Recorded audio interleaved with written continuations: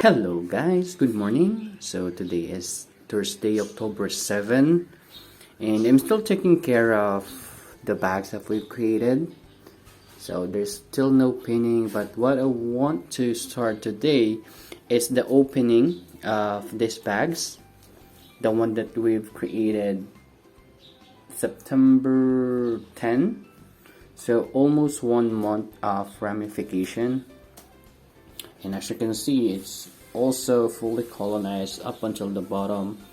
And I believe some, just like this, already have some possible pinheads because there are holes on that part of the fruiting bag. So that's one of the characteristics of the pink oyster that I have, or probably in general, pink oyster is really rigorous on fruiting.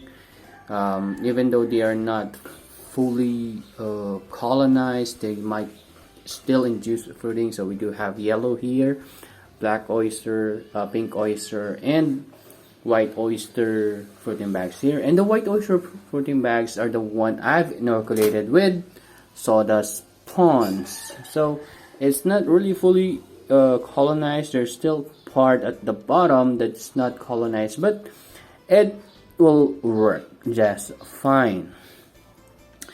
So hopefully I'm gonna have a good fruits on this sawdust ponds, because I'm actually planning to just use sawdust ponds as my spawn production, and definitely you're gonna see the updates on that.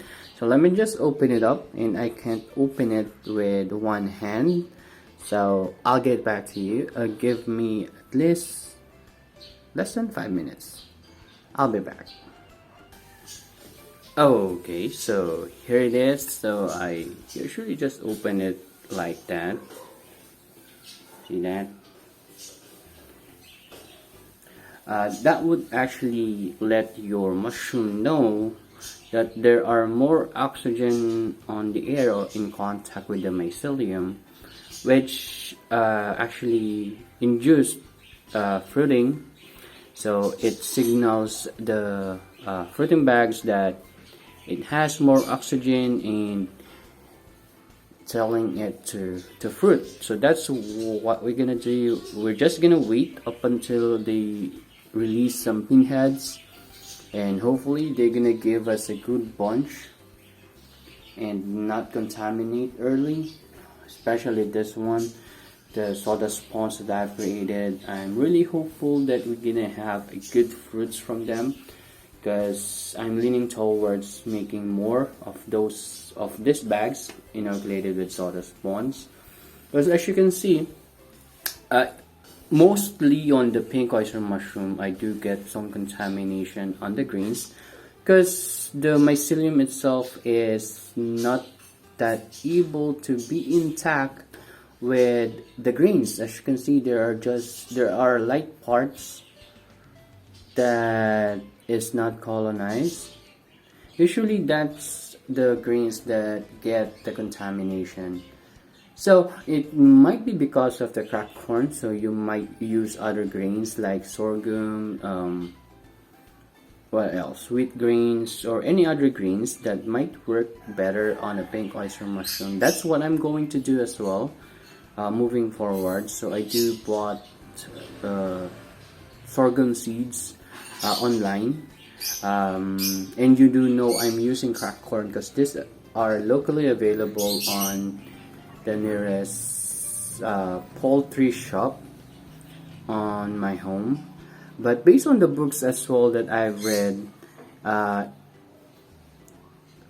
grains that are not suitable for human consumption, like cracked corn, are or do have more endospores, and we do know endospores are the one that is hard to kill even on pressure cooking. Yeah, so that's it. Probably if you're gonna use some greens that are also used for human consumption, there might be a better chance of success. But I only tried grains that are sold on the poultry shop.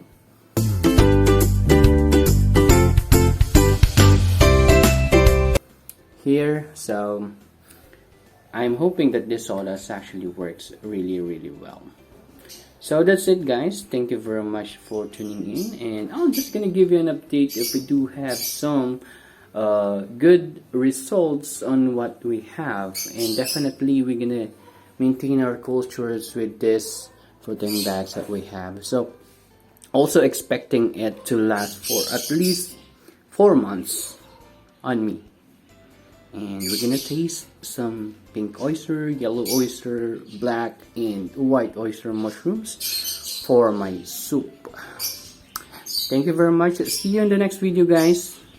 And like the video if you want to, and you leave a comment if you have any question that you know that I can answer. And that's it. See you next video. Bye bye.